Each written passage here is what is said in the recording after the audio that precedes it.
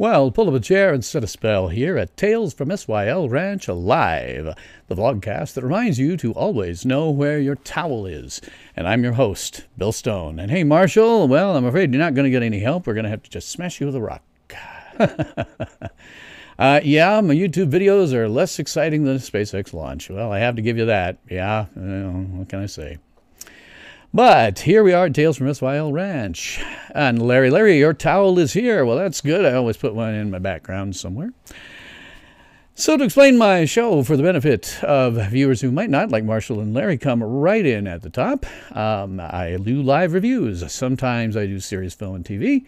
Sometimes I do schlock. And sometimes I do films or TV that have a modern appeal, like I'm doing with Doctor Who on Sundays right now. Usually, however, I stick to a period from about 1900 to 1980. And that's because the period after 1980 is pretty well documented and has a lot of great science fiction fandom. But the period before 1900 to 1980 also has a lot of science fiction and a lot of science fiction fandom. So part of the reason I do the show is to document it. I will take any and all questions, comments, and nasty remarks.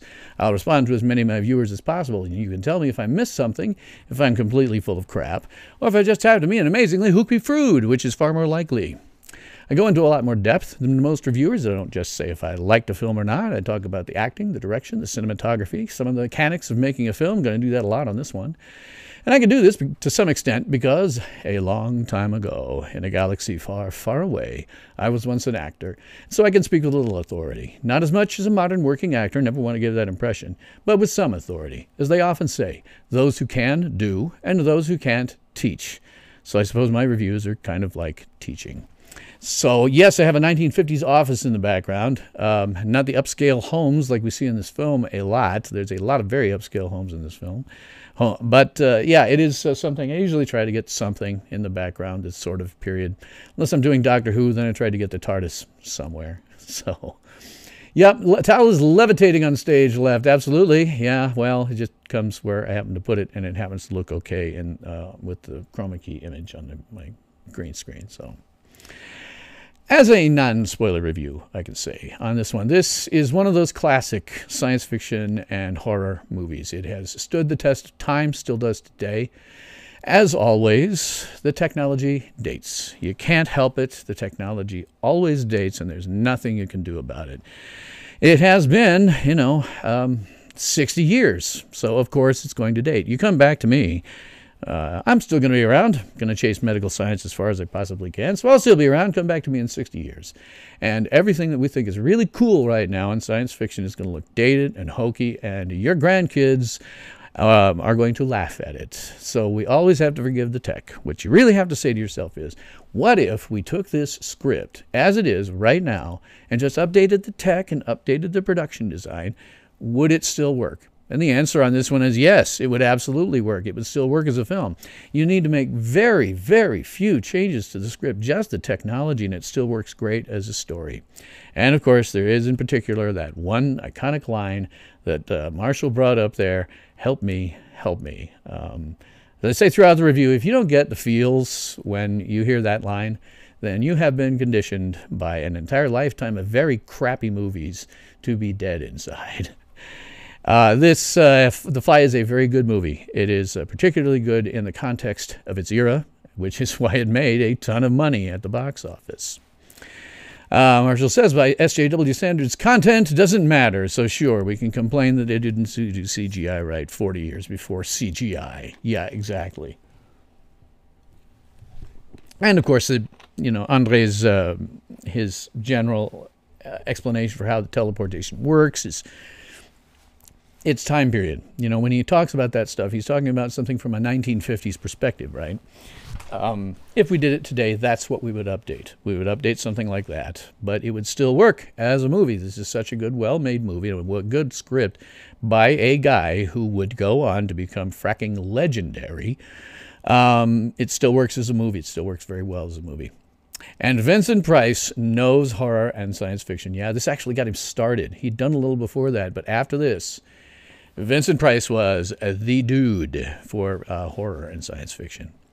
Now, I usually say you really can't watch nor review a film like this that's 60 years old from a 2018 perspective. As with most of the older films I review, I always try to approach it as a viewer of that time period. And a lot has changed. And if you don't know the historical context, you really can't judge it properly. Now, here's my problem.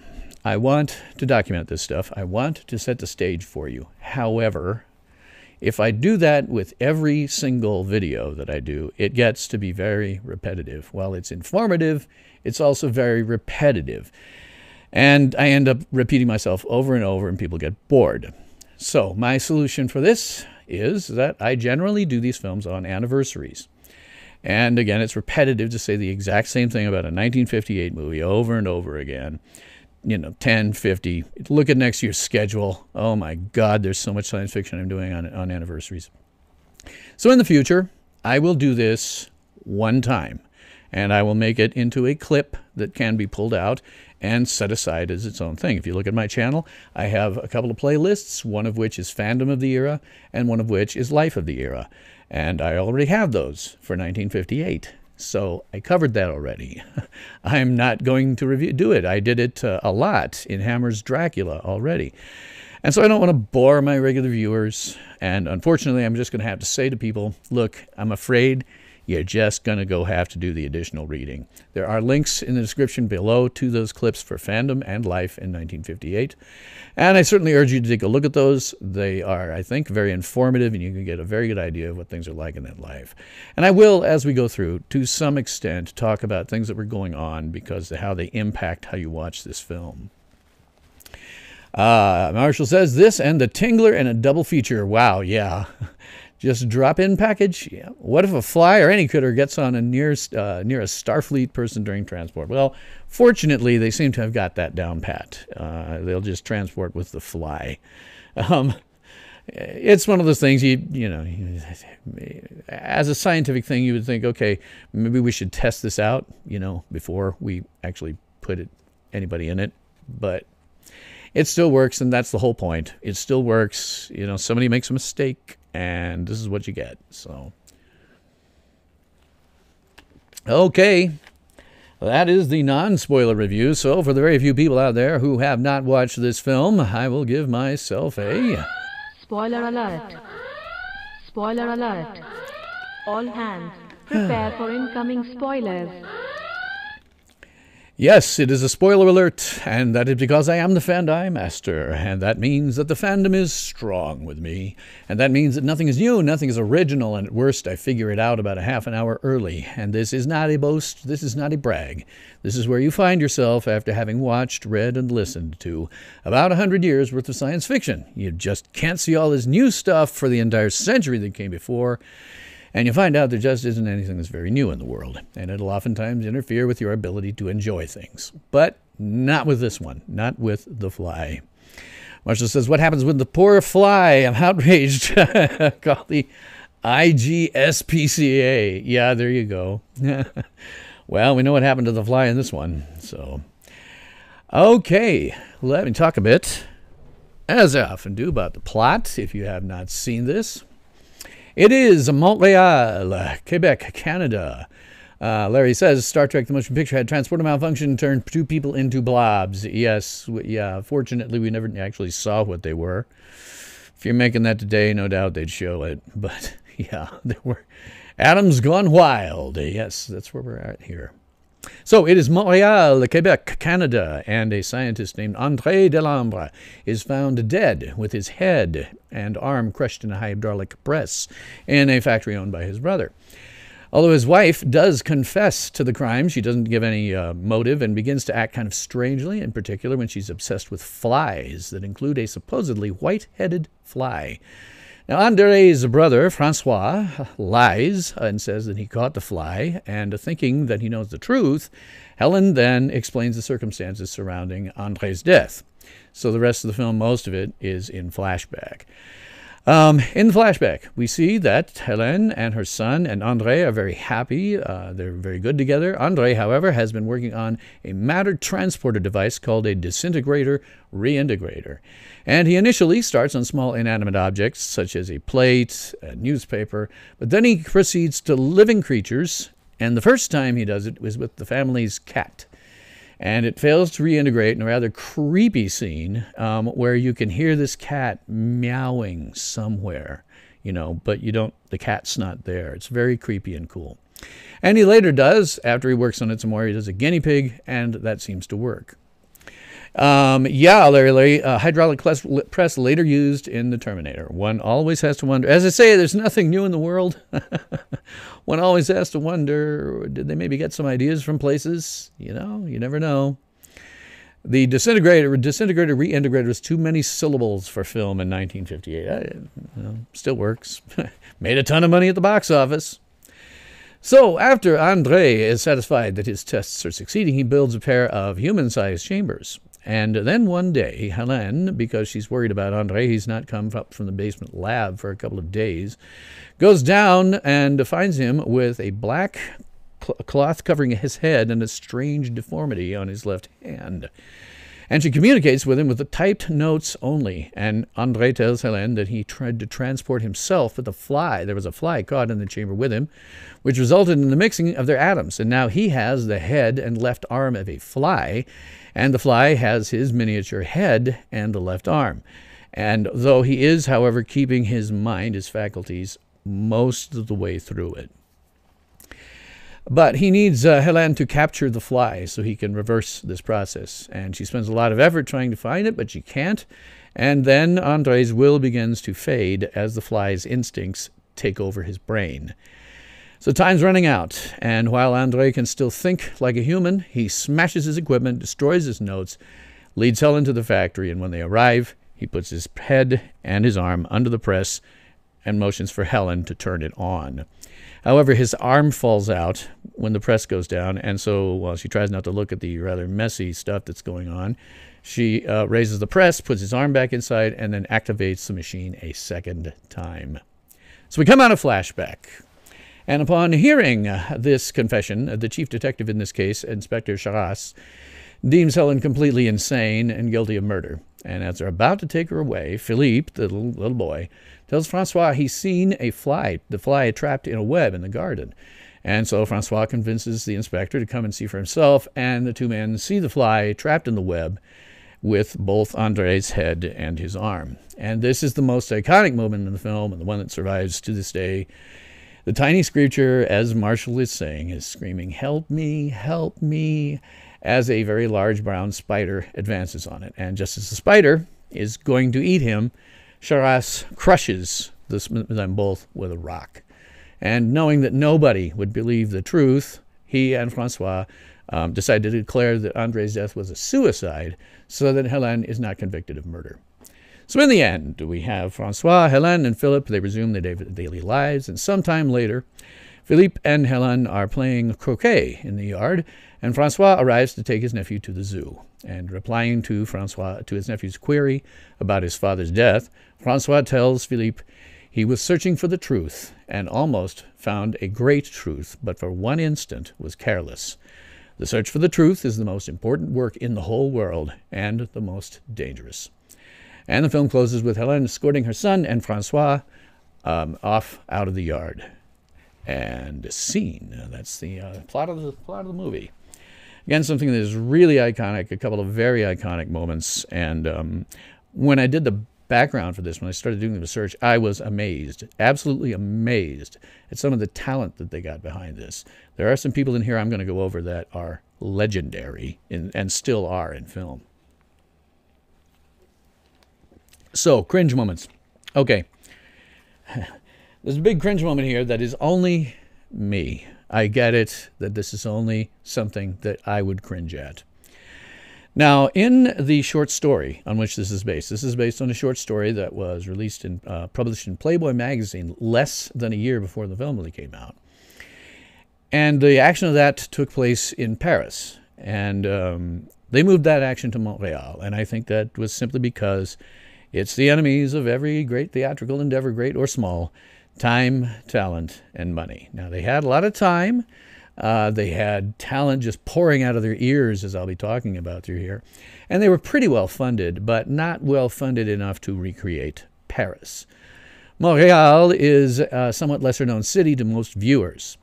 For me, however, it's a bit of a cringe moment because I spent the better part of a week there on a foreign language study tour. In fact, I stayed in the dorms at McGill University, where William Shatner once attended. So I guess yet another one of my 6 degrees of Star Trek is one of theirs.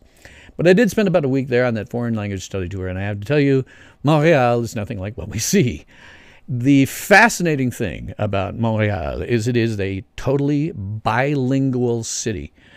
I went to see the most fascinating thing I think I've ever seen as a theater production. I went to see a musical, live musical, that was totally bilingual.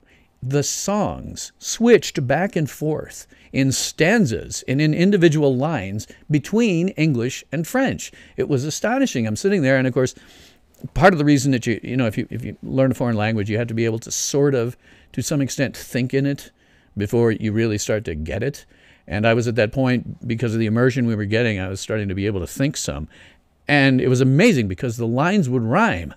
They would get a line in English, a line in French, they would rhyme, and it would make total sense in the context of the play. I was absolutely floored. It was amazing. It was astonishing to me.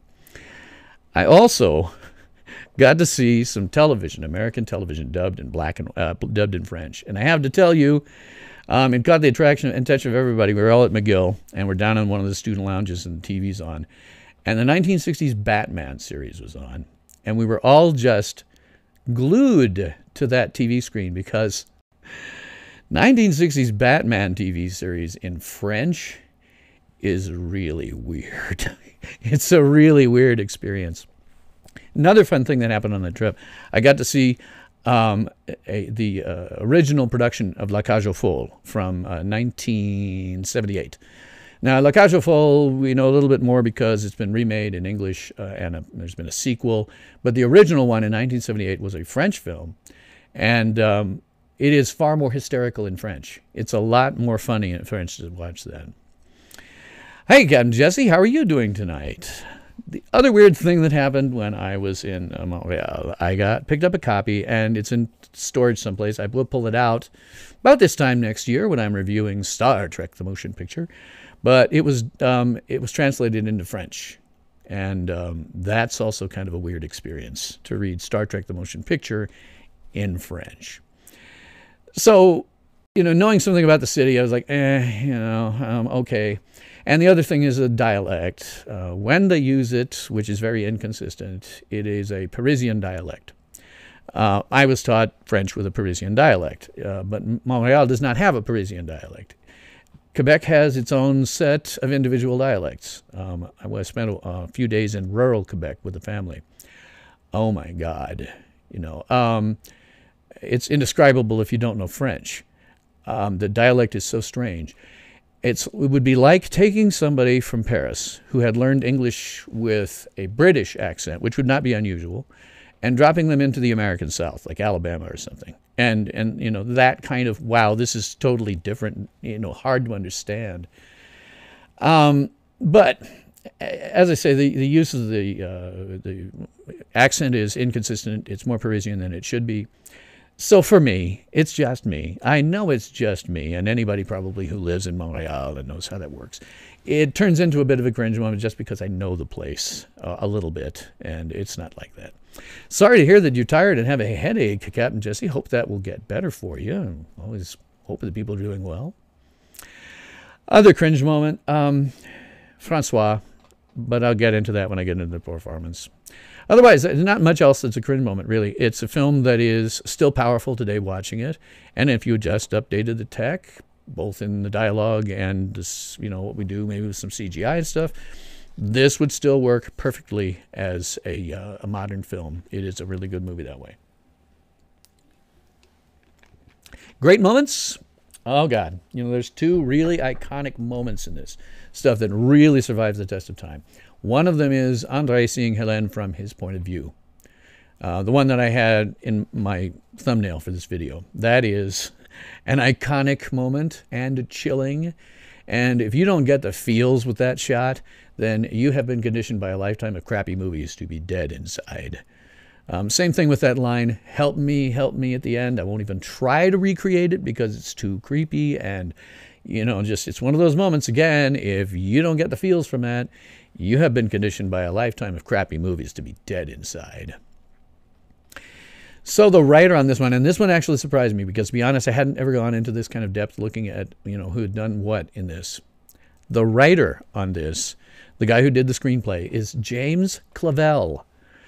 Now, if you don't know who James Clavell, he became really famous. Larry says, we know about the remake in the 1980s.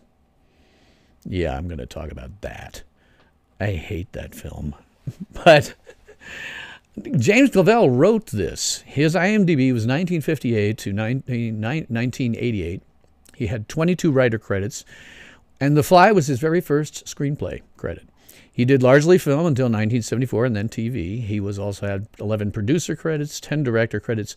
He was a World War II POW in Japan, and he was very much a literary author. He wrote 32 novels, most of which were centered on Asian and Japanese culture. And he became extremely well known in the 1980s and basically a household name for those of us who are around at the time, because he did a miniseries, a 5-part miniseries on TV. It was 2 hours every single night for a week, called Shogun. And it was a huge hit, both critically and with the audience.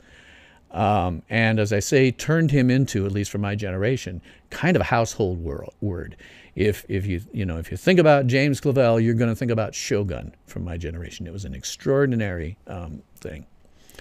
He also, and I didn't know this until I looked up at it, he's also the screenwriter on another great film, The Great Escape, which is a great movie. You can watch that anytime. And, you know, again, if you don't, there's so much fun in that movie and also bad things that happen. You don't get the feels on that. You've just been trained by a lifetime of crappy movies to be dead inside. Yep, he was a novelist, primarily a novelist, although, as I say, he did have quite a lot of film credits, more than you might expect. But to have him as the writer on this, that's a pretty amazing thing. So that's pretty cool. He did win some awards. He won a Primetime Emmy in 1981 for Outstanding Limited Series for Shogun. Now, as I always say, you know, Oscars are fine. Emmys are okay. But if you really want to impress me, you have to win the Hugo Award. Well, he didn't. But he was nominated in 1958 for The Fly. And the weird thing was, when I looked it up, because I was like, okay, what won instead of him? Found out there was no winner chosen. I'm not sure why, but there was no winner chosen in that one. The ones up for that award were The Fly, The Seventh Voyage of Sinbad, and then Hammer's Dracula, which I've already reviewed. Maybe they just thought they were all so damn close to being as good as each other that they couldn't choose something. I don't know. I don't know. In terms of his writing, this is a screenplay that is extraordinarily faithful to the source material. I'm not sure I have ever seen a film that is as faithful to the source material as this one is. It's pretty amazing. The only things that they change is they move from Paris to Montreal, but again, I think that's probably because budgetary concerns. And he had to change the ending. In the short story, Helene is found insane, is committed to an asylum where she then commits suicide. So they wanted to end it on a slightly better note than these. And he does change the first name of some of the characters, I think, mostly because, you know, Philippe is one thing. He's Henri in the short story. So I don't know. They changed some of the names, but other than that, not much at all. The guy who wrote the original short story is Georges Langeland. Now, he's got 11 writer credits on film, but they're all based on The Fly. The first one is The Fly, based on the short story. And, of course, because the film made a ton of money at the box office, they had to do sequels. So they did Return of the Fly, which I'm going to review. They did The Curse of the Fly, and he gets credits on these because it's based on his stuff. Then there's 1986 rolled around, and they made The Fly again. They made the remake, and he gets a credit for that as based on his short story. But it is not Oh God, the 1986 Fly bears almost no resemblance to the short story. It is really a straight-up David Cronenberg horror movie, and it starred Jeff Goldblum and Gina Davis, and makes very good use, frankly, of some of Jeff Goldblum's general weirdness when he does performances. This guy also got, Georges Langelang got a credit also for The Fly 2, which was a sequel to that piece of crap. I just got credit for the characters. I've never seen that movie. I probably never will because I think the first one sucked. He also did an episode of Alfred Hitchcock Presents, and in the 1970s, he did A Night Gallery, where all 4 of the stories. Night Gallery was an anthology show, but usually had 4 different stories inside of it. In this particular one, he wrote all 4 of them. He also wrote 2 French films, an Italian film, and 1 American film. But he was primarily an author with 23 short stories and novels to his name. And The Fly, as I mentioned, published in Playboy magazine in June of 1957, only 11 months before the film was actually released. Clavel wrote the movie To Sir with Love. Yeah, he wrote a lot of stuff.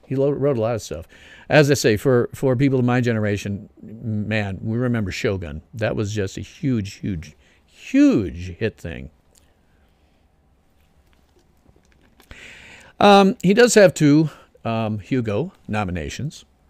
One for The Fly, the 1958. Yep, James Clavell died in 1994. Yep, that's exactly. Yeah, he did. He's not with us. I don't think there's very few people involved with this film who are still with us, unfortunately.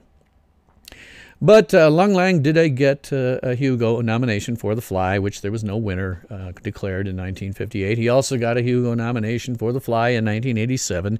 However, that lost out to Aliens. So in that particular case, I'm kind of with the Hugo committee on that one.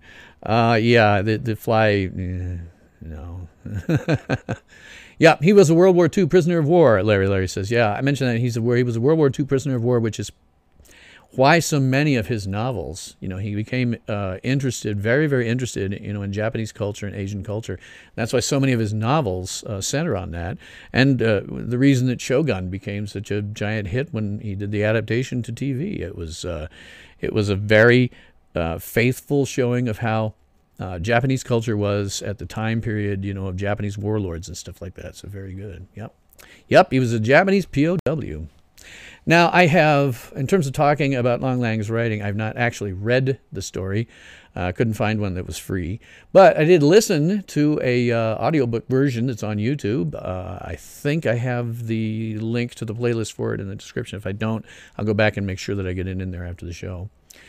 The story is told first person from Francois' point of view. Otherwise, again, Clavel has done an extremely faithful adaptation of that short story. I don't think I've ever seen anybody who's been that faithful to a short story. Now, getting into characters. Oh, man, we have a lot of people here who did a lot of things over time. First, we have David Hedison. I have to say, David Hedison is actually still with us, I believe. His IMDb goes 1955 to 2017 with 93 actor credits. Okay, going to stop again and tell it.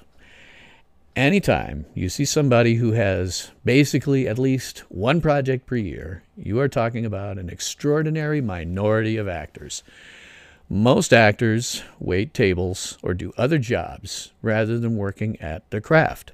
So when you see somebody like this, David Hedison, who was an extraordinarily well-known face for a long time and still is, he is a worker. He is one of the few, tiny, vanishingly few number of people who is actually consistently working at his craft. He does not have to do other jobs in order to support himself. He's doing his work. Yep, Larry says he did Voyage to the Bottom of the Sea. Yes, he did. Yeah, he did. He did a whole bunch of stuff. Stuff when I was looking at it, I was like, wow, I didn't know he did this. I didn't know that. Not necessarily going to mention it all because there's so much. But yeah, Clavel did a bunch of stuff like that. And Hedison did. Yes, he did. I'm about to bring that up. As a matter of fact, I'm going to talk about that Bond movie, Larry. The Fly is only his 4th credited role. And he has done a lot of different genres with multiple TV series and multiple regulars. So remember this one. Of those 93 acting credits, one of them translates into 50 episodes of The Young and the Restless. And so when you ever see something like that, okay, you got 1 acting credit, but actually that's 50 performances that you have to do. Again, he's a very, very familiar face for many years. He was kind of, this leading man face for many years. Now, he has a large gap in his IMDb from 1990 to 1999. And that's because, frankly, I think he kind of aged out of being that sort of leading man character. We're going to see that repeatedly here, actually. Where actors aged out. Happens a lot in Hollywood, unfortunately. You get known for having a certain face at a certain age, and then you get older, and the parts dry up. There aren't the parts for older people who were leading men at one time. It's very difficult to transition through, and unfortunately, he kind of fell into that trap. Not as bad as a couple of other actors we're going to see on this, but he kind of fell into that trap. And yes, as Larry said, he did one Bond movie, one of the Timothy Dalton ones. I think Timothy Dalton did 2 as Bond. But he played Felix Leiter in the Bond film Licensed to Kill. And the interesting thing about that one was, most people may know Felix Leiter. He shows up from time to time in Bond movies. In that one, Felix Leiter gets his legs eaten off by sharks. No joke. It's a rather horrifying scene if you ever happen to see it. So, yeah, he did do that one Bond movie. Interesting, he's got a weird one. And I think it's credited just because somebody took it. There is a thing here on YouTube called Superman and the Secret Planet. Now, this is kind of a storyboarded version of an aborted movie from the 1950s that nobody made. And what they're using him in the storyboards for is Jor-El. Again, I think I put the link to that playlist on there below so that you can watch it. I didn't watch the whole thing. I just went, oh, okay. They're using pictures of him as a much younger man to play Jor-El. So that's kind of weird. Kind of real. It's like his most recent thing on IMDb. Yep, he did live. He did do 2 Bond movies: Live and Let Die with Roger Moore, and then got his legs eaten off in License to Kill. He has strangely won no awards, despite the fact that he's a very familiar face. If you watch lots of movies from the 1950s, through the 1980s, even into the 90s, he was a recognizable face. He was somebody you knew. And as I say, kind of aged out of being a leading man, and it hurt his career. But he still is a worker to this day. He does still work today. His performance here is fine. His performance is fine. He is a happy family man who makes a big fracking mistake. And then we see, his face is covered, his arm is covered, but he's still doing a good job of portraying this guy who's kind of, starting to lose his mind towards the end. And so I think he does a real good job there. Now, as Helene Delambre, we have Patricia Owens. I could not find anything resembling a more contemporary picture. This is like 1958 contemporary with this film. She's no longer with us. She died in 2000, but her IMDb ran 1943 to 1968 with 49 acting credits, a worker in that time period. She did largely film until 1959 and then TV, and was basically sort of the ingenue leading lady who aged out. We see it over and over, and it's particularly bad with women in Hollywood. You get past the age of being what people expect to be an ingenue, leading lady, attractive young thing. She aged out. And so from 1968 to 2000, she has nothing in IMDb because she just aged out. And I can't even find pictures of her past then. So she pretty much just disappeared. I like her performance here quite a lot. She's playing somebody who is legitimately very concerned about her husband, freaks out at one point in a really iconic moment about the problem, gets her crap together, and then realizes right along with her husband that there's really no alternative here. She's going to help him.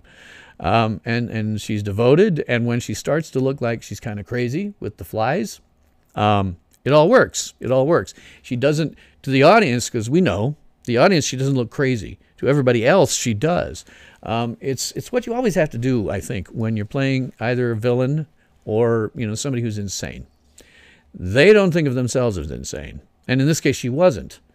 But that's the way you have to play it. You don't think of yourself as insane. You think yourself is perfectly fine. You just have to do some things. So real well done, that I thought. Yeah, she was in The Saint with Roger Moore. And they were friends, yes. didn't find a good picture from that. That was going to be about as close as I could get to contemporary, but couldn't find a very good picture of that. I usually search around. It's kind of a chore. I don't even like this one particularly because it's got vertical lines on it, but it was about the best resolution of one of her that I could find. That, I mean, she did some modeling as well, so there's pictures of her out there in swimsuits and stuff like that. I could have found one of those, but I was looking more for her face. So it's a battle for me in terms of what looks good on the show. So, okay. And then we have Vincent Price.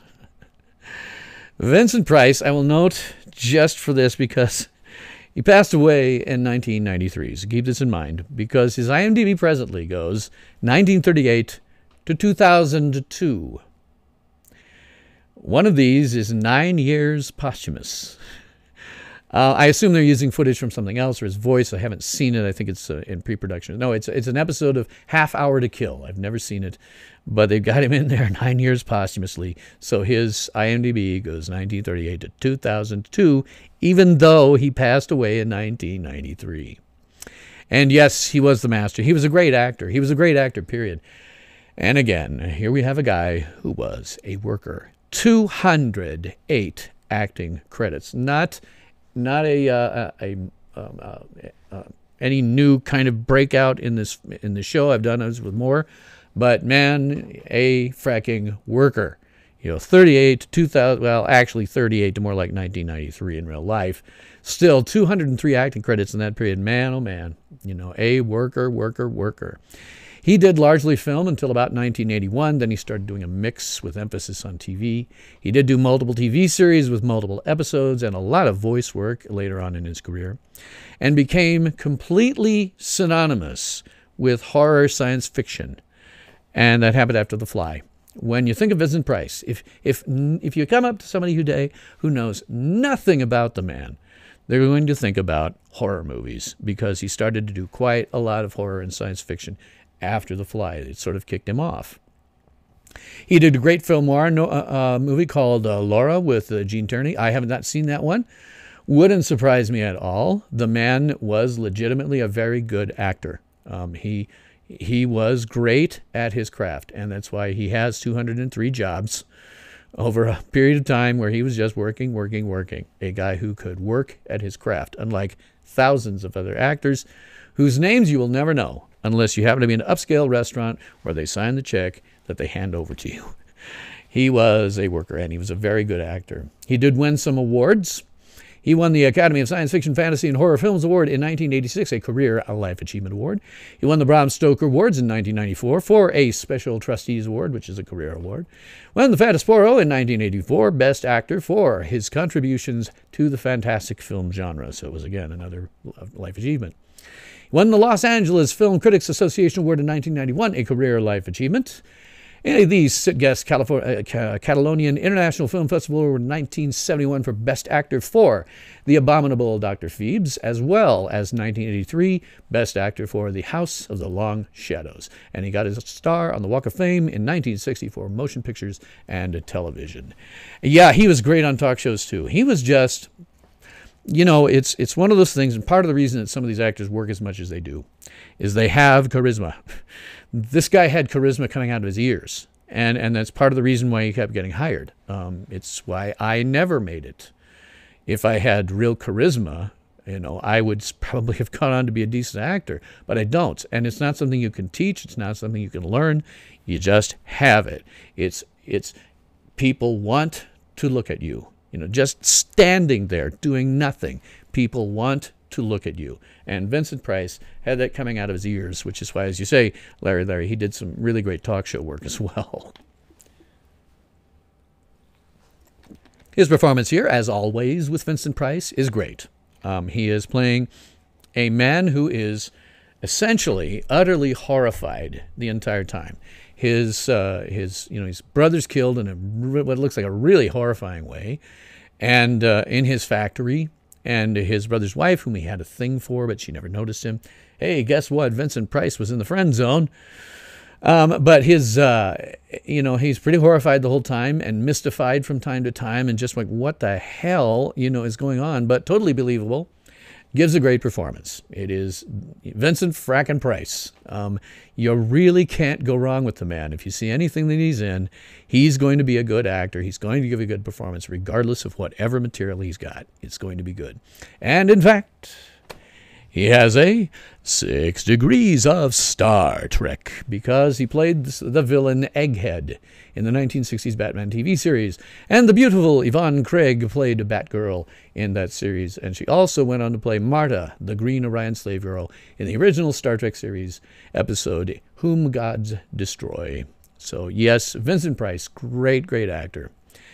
Edward Scissorhands was his last acting role, really. Yeah, it was. He was elderly by that time, but as usual, turned in a great performance. He was a great actor all the way around. Always kind of amazed that he only won basically career achievement awards with a couple of them that were not. But great actor, great actor. Again, you can't go wrong with him. If you see Vincent Price doing anything, he's going to give a great performance. He's just a great actor. Then, as Inspector Charras, we have Herbert Marshall. His IMDb goes 1927 to 1965, the year before he passed away. 92 acting credits. So again, we're talking about a worker. They're all workers here. He did largely film until about 1956, and then mostly TV. I didn't check, but his first credited role would have been when he was 37, because it was 1927. He was born 1890.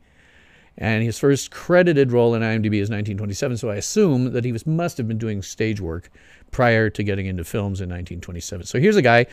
It's an interesting bit because, like a couple of other people in this thing, he lived through, going from black and white, soundless, to talkies, to color, to CinemaScope, to everything. He lived through that whole period. And that's really rather fascinating because that's a big change. And a couple of them I'm going to talk about. He did get his star on the Walk of Fame in 1960 for television. In terms of his performance here, I would say that he's fine. He's playing a detective, police detective. He does police detective things. It's all totally believable. His assumption that, Helen is just insane makes perfect sense, and until he actually sees the fly.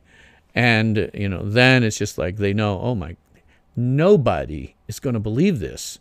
And this woman's going to go off to an insane asylum for no good reason. We've got to come up with a story.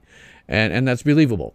As a detective who is not used to, anything crazy like this, and then finally gets confronted with the truth, it's like, okay, all right, we've got to fix, he's horrified. He's horrified the whole time. He's the guy that kills the fly and the spider, which under the circumstances would have been the right thing to do. I mean, what else do? You got something like that going on that's horrifying. You got to euthanize him. Sorry, that's just the way it is. So, as we also have, hang on a second. So, I get this out of order. Hang on a second, I'm checking something. Where am I missing? Oh, okay, I got it. All right, sorry. I'm flipping through my notes here because I'm missing my place. So I'm fine. Okay, then I'm going to bring in one here that is Vincent Price's Last Man on Earth. Yeah, first movie based on I Am Legend, the Richard Matheson movie, and I have seen that one. Again, it's Vincent Price. You can't go wrong with Vincent Price.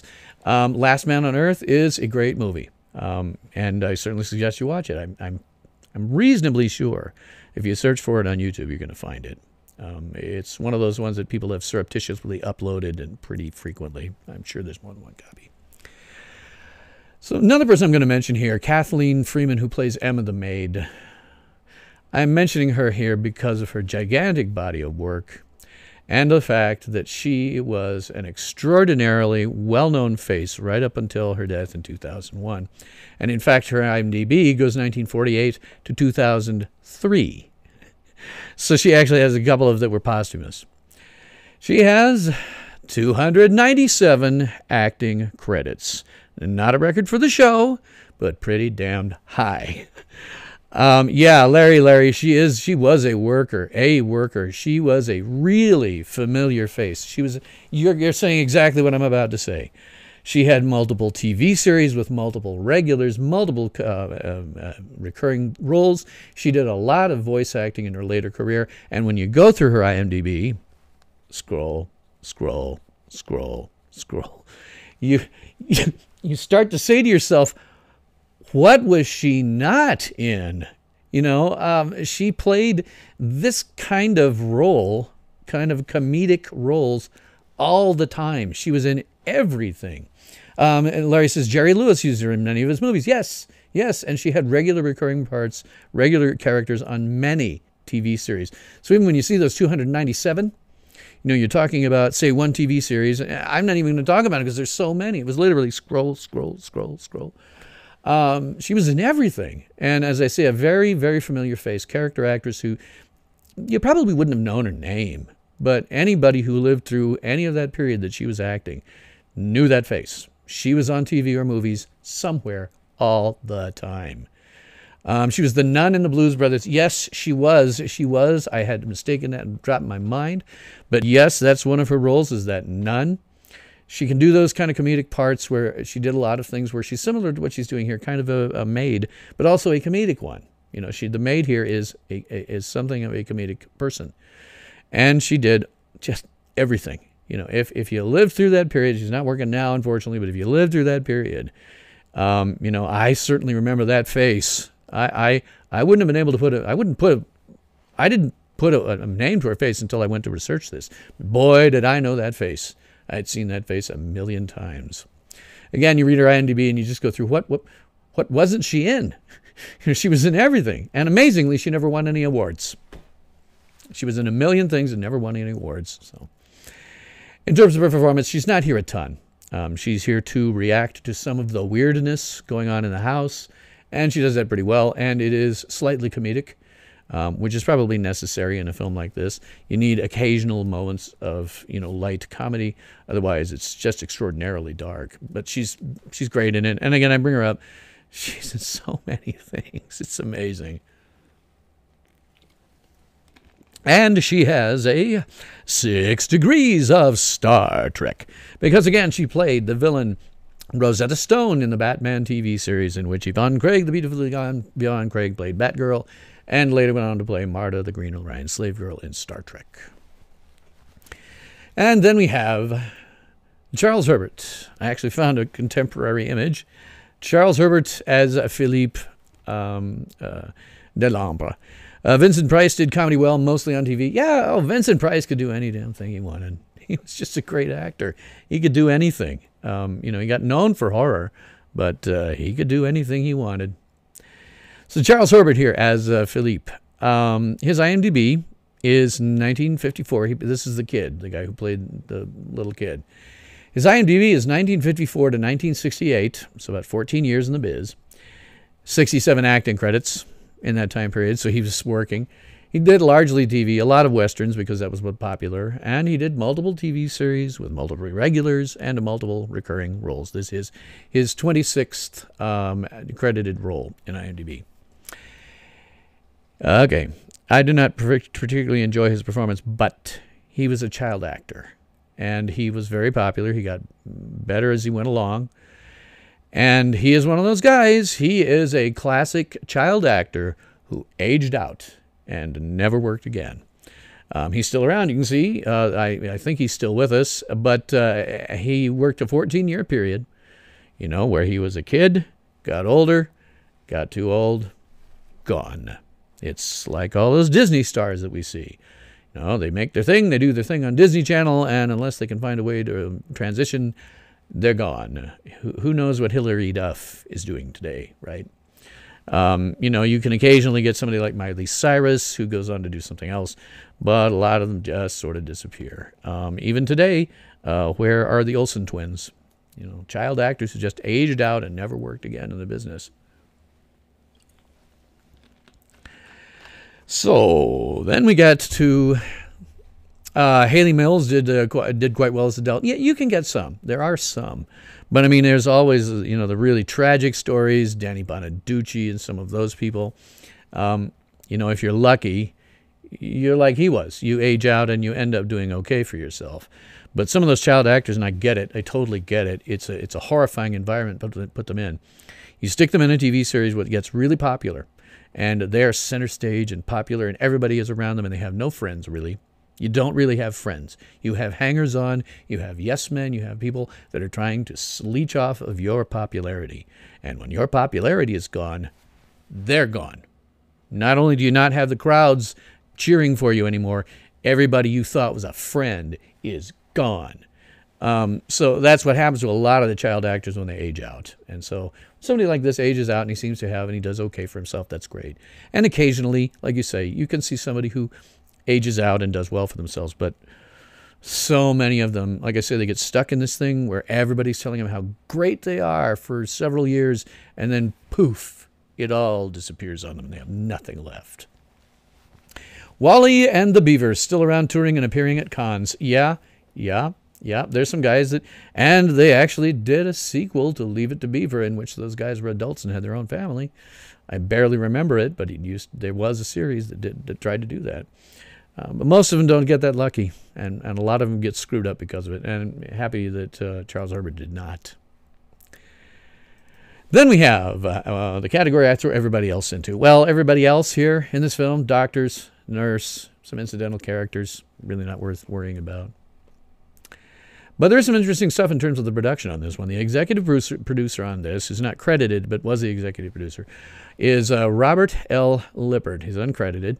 His IMDb is 1945 to 1969 with 52 production credits, a mix of westerns and science fiction. And this included, and I didn't know it until I looked at it, he also produced the Hammers adaptation of the Quatermass Experiment, the movie that they did for that. And never won any awards. The interesting thing about the production in this, just in terms of behind the scenes, the guy who directed and is the credited producer, Carl Newman, had read the short story, in Playboy magazine, and then he showed it to Lippert. Now, Lippert was head of a subsidiary of Fox that made B movies. That was what they did. They were a subsidiary of Fox called Regal Pictures. So the film was made by Regal, but it was a good enough film that it was released under the Fox name. So it made the film instantly more prestigious than it would have had it been released under the Regal name. Lippert was the guy who hired James Clavell to adapt this story, and he did that based on a previous science fiction spec script that Clavell had pitched at RKO, which never got produced. And this is James Clavell's first filmed screenplay. And one of the other writers, one of the major writers at Regal, had said about this script, Harry Spalding, he said, quote, "It was the best first draft I ever saw. It needed very little work." It's a good script. It's a great script. And the success of this film then encouraged Lippert. He then hired Clavell to direct The Five Gates to Hell in 1959, a year later, probably almost after this thing was written. So it started a number of careers here. The budget on this gun, it always amazes me. Some of these old films you can't find a specific budget for.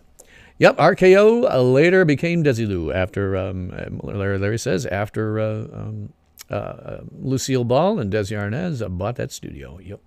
Yep, there's a lineage there. RKO, Desilu, Paramount. And I guess sort of CBS-ish now, too. So, the weird thing about these old movies sometimes is you can't find a specific budget for it. It's listed as having a budget somewhere between $325,000 and $495,000. If you translate that into 2018 dollars, that's somewhere between about $3 million and $4 million-ish. So not a large budget, period. Not a big budget, but they still made extraordinarily good use of it in terms of what they did. The profit at the box office, however, was $3 million in 1958. If you translate that today, it'd be about $26 million. So it made $26 million off of a potentially $4 million movie. Big frackin' hit is what that means. It was, in fact, one of Fox's biggest successes of that year. And the film had this side effect, because it was so big, that it did boost co-star. Vincent Price, who was a co-star in this. He's not the center of attention. He had previously done some horror, but this turned him into horror. He moved from this and did a ton of horror and science fiction. And he later said himself, he was very positive about the film. He said, quote, "I thought The Fly was a wonderful film, entertaining and great fun." And as I say, kicked his career into horror after that. Larry says, of course, RKO made the original King Kong and many more movies. Yep, they sure did. RKO was a great studio in its heyday. You know, it's like everything; it always changes. The lineage moves up and down the line. How many people have owned Paramount now? You know, so.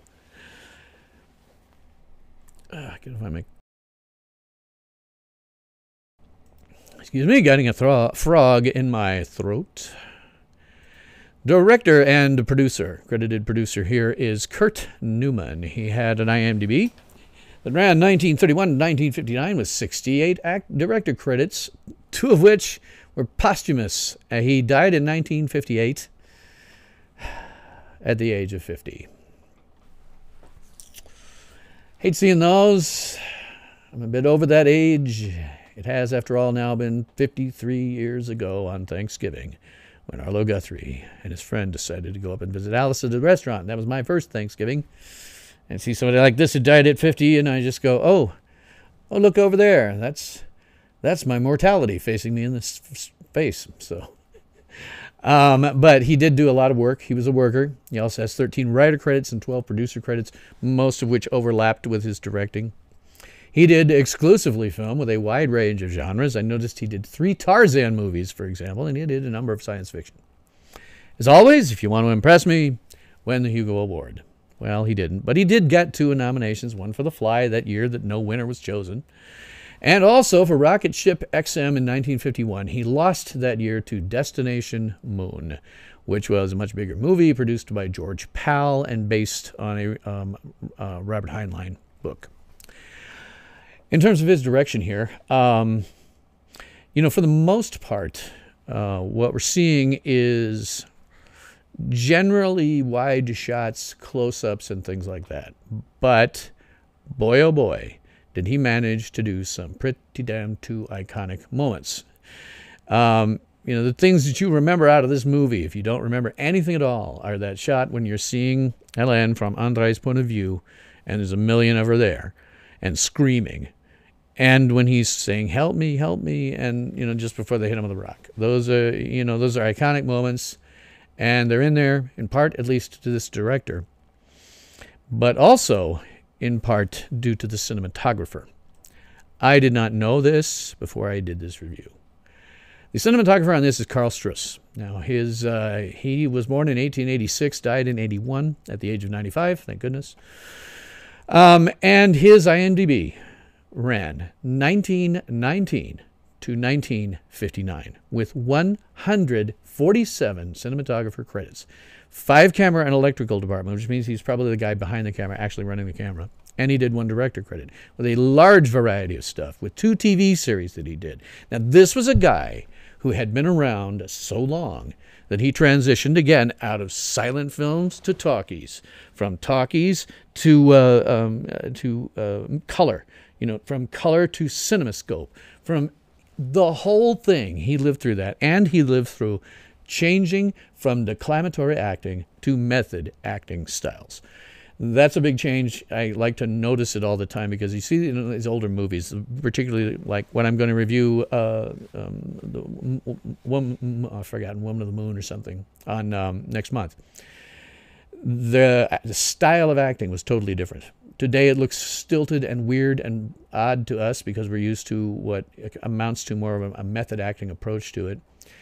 But he lived through that. He lived through having to change how film worked for all of that stuff. And this year, this year's the 85th anniversary of King Kong from 1933. Man, I must have missed that somewhere. I can't fit it in the rest of the year. But I do have some gaps yet in January next year. I will review King Kong as an 85th in January next year, so I can fill a gap. It'll be an 86th, but hey, I'm glad you pointed that out to me. I'm starting to fill up the schedule for next year. If you go to my website, www.wrstone.com, you can see the schedule, and I'm starting to fill it out, and it's getting not full, but reasonably so. I've got a lot of stuff scheduled out next year. Now, He was 72. Carl Struss was 72 years old when he made this film, and he did 7 more movies between 1958 and 1959 when he finally retired. And he was an accomplished photographer, still photographer, and he also experimented with 3D, both in photos and in film. You can sometimes see his name on movies that were in 3D at the time. This was a guy who had been through it all when it came to doing films. And he was an Oscar winner. 1929, he won Best Cinematography for Sunrise, A Song of Two Humans. And he also won the Telluride Film Festival Award in 1980. He won a silver medallion, which I assume at that point would have been some kind of career achievement award. It's okay. I wasn't trying to tell you what to... hey, no, it's cool. I have some gaps. And January is one of them.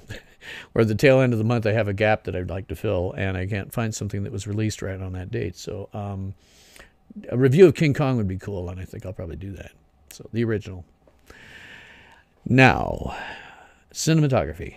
As I said a million times, you always hope that there is some kind of collaboration between the cinematographer and the director. In this case, they were getting a cinematographer who was damned near a legend in Hollywood by that time.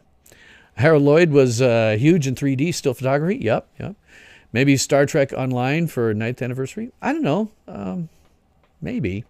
I don't know. That's kind of outside my usual range, but it might be useful and interesting to get into things like video games and stuff. Yeah. Anyhow, we have a thing here where we have a guy who's coming into this project who's a fracking legend. I mean, if you're in Hollywood at that time, I'm sure you knew his name. An Academy Award winner, and had lived through everything, every development in motion pictures, from silent films up through CinemaScope.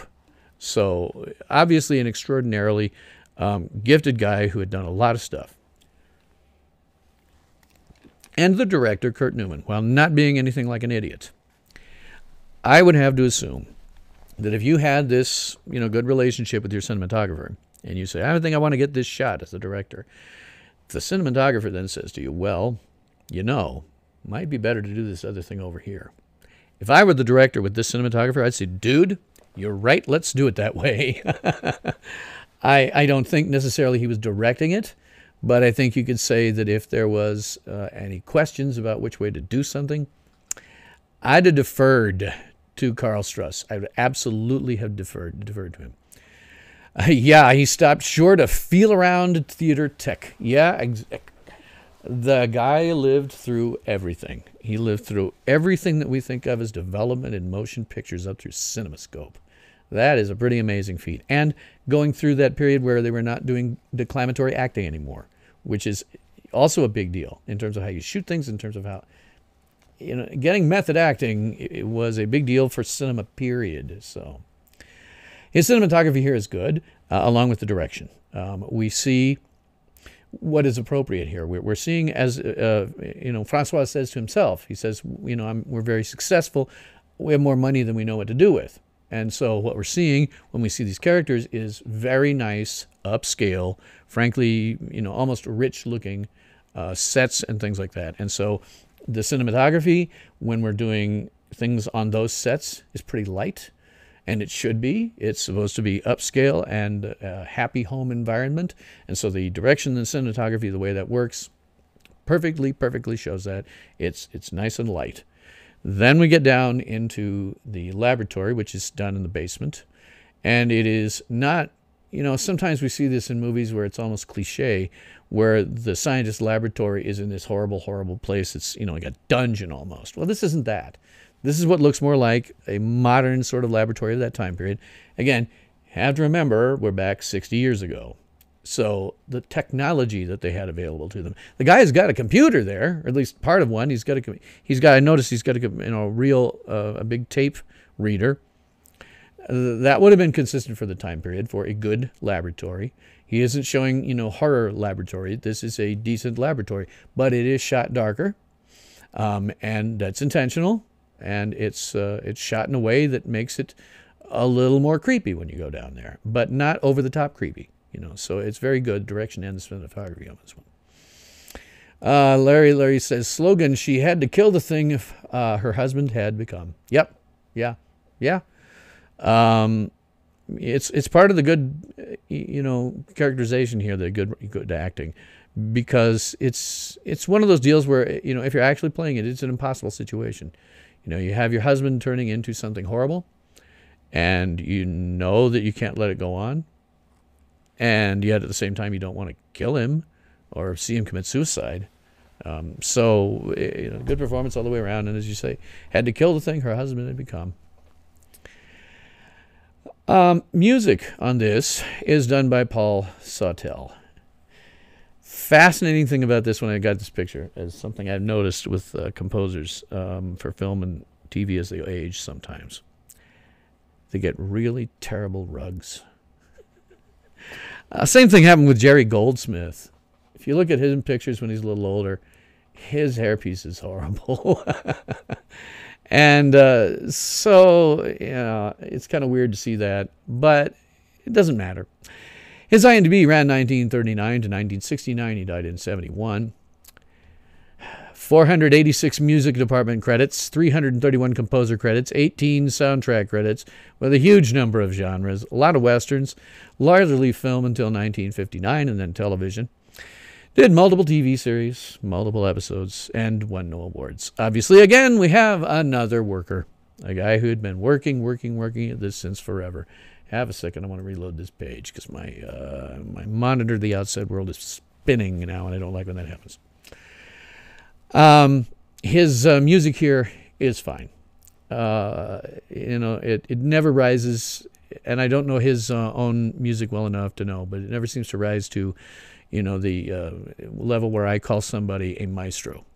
Jerry Goldsmith, and John Williams, people like that. I call them a maestro because their work is so good that it comes up to the level of where I think in music schools in the future they will be taught right alongside Beethoven and Mozart, because they really were doing the same kinds of jobs. Difference was they were getting paid by box office money rather than, back in that era, Mozart and Beethoven, when they were getting paid by royalty. So Sawtelle's music never really comes to that level, I don't think, but it does what it is supposed to do, which is underscore the action. When we have like that iconic moment, both of them, there is some really nifty little music in the background that makes it creepier and worse. Without the music, yeah, it would still be creepy, but with the music, it gets worse. So his music is doing what it's supposed to do. It is underscoring the action perfectly. Never a moment when I thought that wasn't right. It went fine. Not brilliant, but perfectly good for this film, and underscored the action and what was going on very well. Then we have our art directors. There are two of them on this one. I'll list the first one. I won't talk about the art direction right off. First guy listed on this is Theobald Holsapple. Now, his IMDb went 1949 to 1968 with 31 art director credits, 10 production designer credits, and he did quite a variety of genres, and no awards. Larry says David Hedison was billed as Al Hedison. His first name is Albert, and his middle name is David. Yeah. That happens a lot with actors where they will change a little bit differently from, because they go, David sounds better than Al for my name. It's taking a stage name of some kind, John Wayne. The other guy who is the art director on this one was kind of a wow when I saw it. The other art director is Lyle R. Wheeler. I did not know about him before I did this, but his IMDb, 1937 to 1997, with 361 art director credits, 4 production designer credits. He did largely film with multiple TV shows and multiple episodes and a lot of genres, but he won Oscars. Oh my God, did he win Oscars. His first Oscar was for Best Art Direction in 1944, Gone with the Wind. 1941, he won an Oscar again for Best Art Direction for Black and White for Rebecca. 1947, he won again Best Art Direction, Interior Direction, Black and White for Anna and the King of Siam. Keep that one in mind for a moment. Anna and the King of Siam. 1954, won the Oscar again for Best Art Direction, Set Decoration, and Color for The Robe. 1957, year before this film, he won again Best Art Direction, Set Direction for Color, and this was for The King and I. So remember, he had done Anna and the King of Siam, and then the musical that was basically the same story, but won the Oscar for both of them. 1960, he won the Oscar for Best Art Direction, Set Direction, Black and White for The Diary of Anne Frank. And then 1964, he won this last one, Best Art Direction, Set Direction, and Color for The Cardinal. Here was a guy who walked into this film with, let me count it, 1, 2, 3, 4, 5 Oscars to his name when he walked into this film. The first thing I thought when I saw that was, like the cinematographer, I went, how did you get this guy that many Oscars when he walked in the door on this film? That's amazing. So in terms of the art direction, this is one, again, where I'd have to see you got two people doing the art direction. This guy, Lyle Wheeler, has got to be the primary guy. If I'm the other art director, he's probably doing secondary work. You have to say, this is the guy who's doing your art direction. You got a multi-Oscar winner. Of course he's going to be doing it. He's the guy doing it. So, yeah, it's not really B-movie personnel. Yeah, that's the thing. You get these great actors who were doing good things at the time, went on to do great things at the time. A couple of amazing people behind the scenes like this guy. Wow. I can say the first thing I thought is, how do you get this guy? They're shooting at Regal, which is a B-movie territory, and yet they're getting Oscar winners. So when it comes to the art direction, the set designs and all that, they're all very good. Again, you're dealing with this deal where we've got a very wealthy set of families, and they show very wealthy things around them. They have a maid, and all of that is all very, very upscale, intended to look very upscale. Very period for the time. If you look back at it now, people will say, well, those sets look a little dated, but that was all what upscale people would be doing at the time. Larry says, yeah, a few levels higher than Attack of the 50-Foot Woman. Yeah, quite a lot levels higher. Like I say, they got a multi-Oscar winner for this.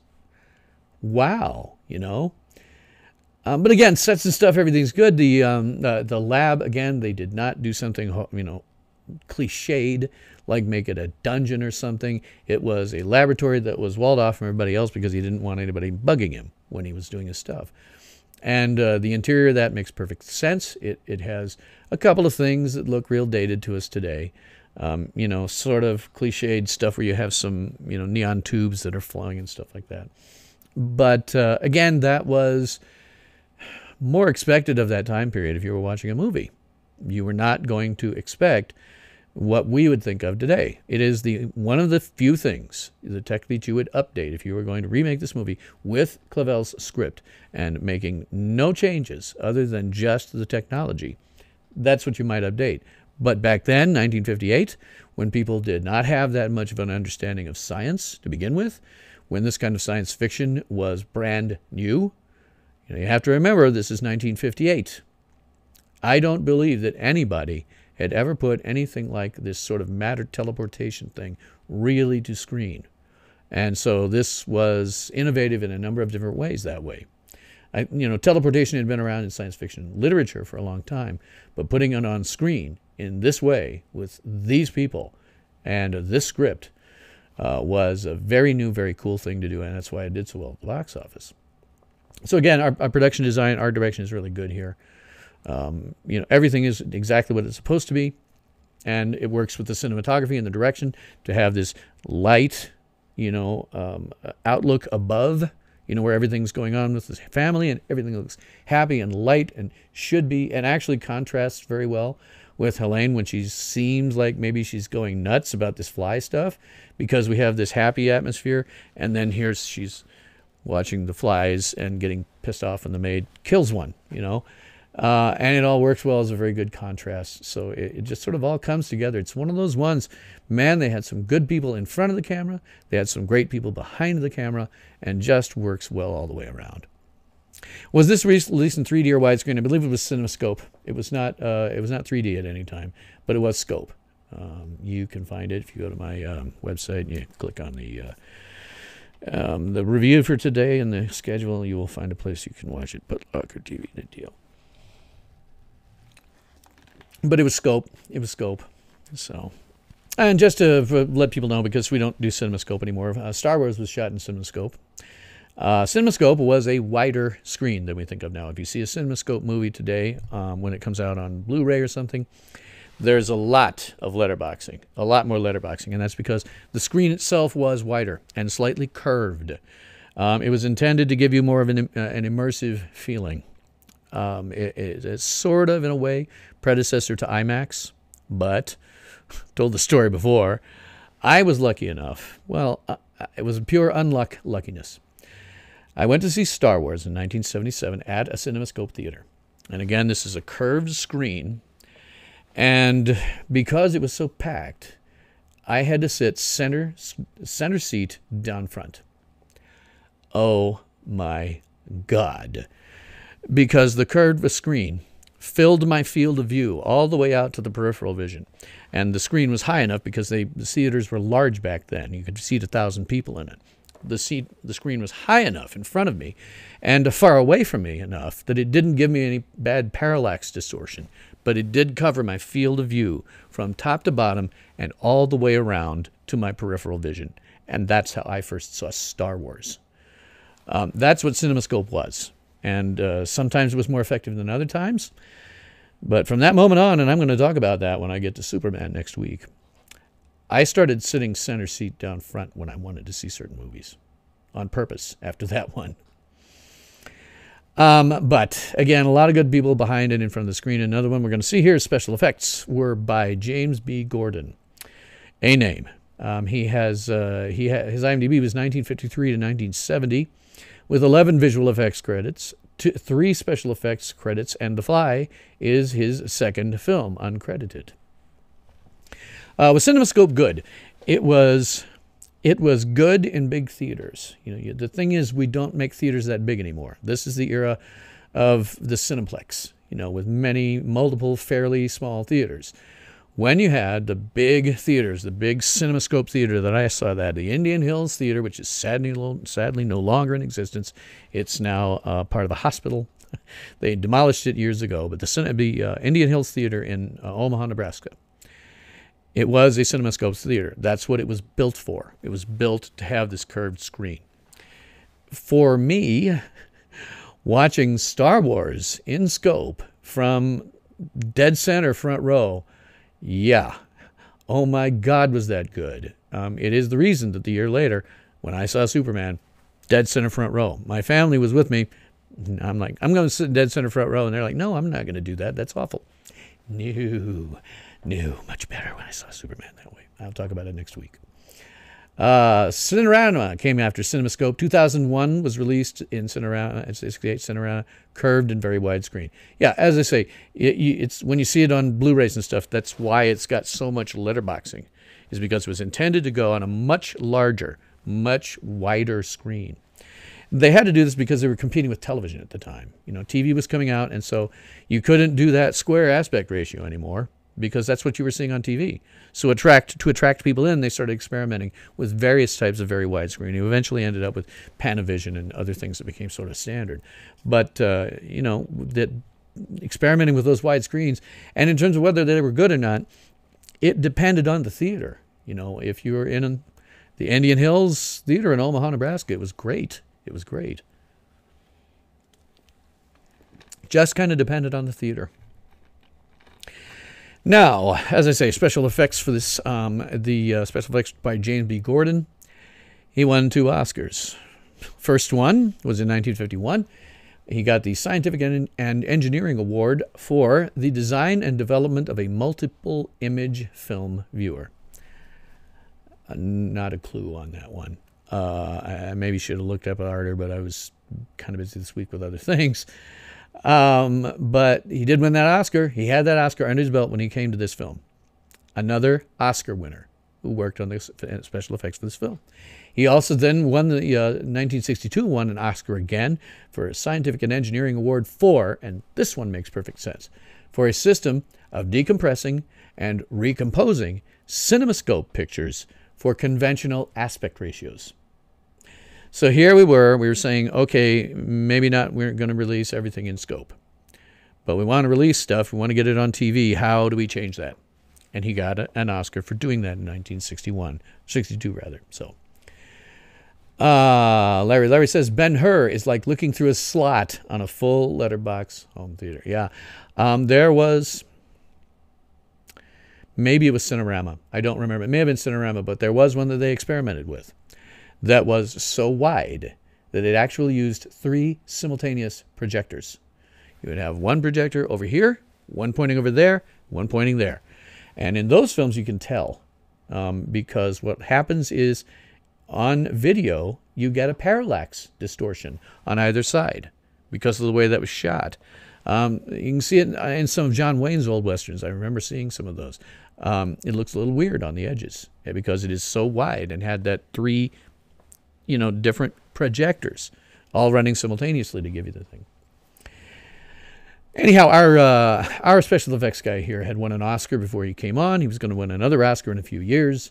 The special effects here are great. Again, not what we would use today, but everything dates. Come back to me in 60 years, and everything we think of as cool right now is going to date and look terrible and awful and rotten. And his doesn't look bad. We're talking about things like the teleportation effect.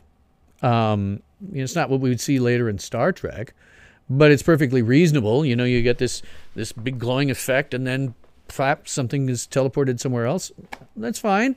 It looks fine. I think, surely if you turned that over to some other director today, they would make it into some big, giant, crazy thing. But for what it's doing, just doing a teleportation is perfectly fine. There's nothing wrong with it. I think it ages fine. That particular thing, I think, ages fine. You wouldn't do it the same way today, but what the hell? It still ages okay.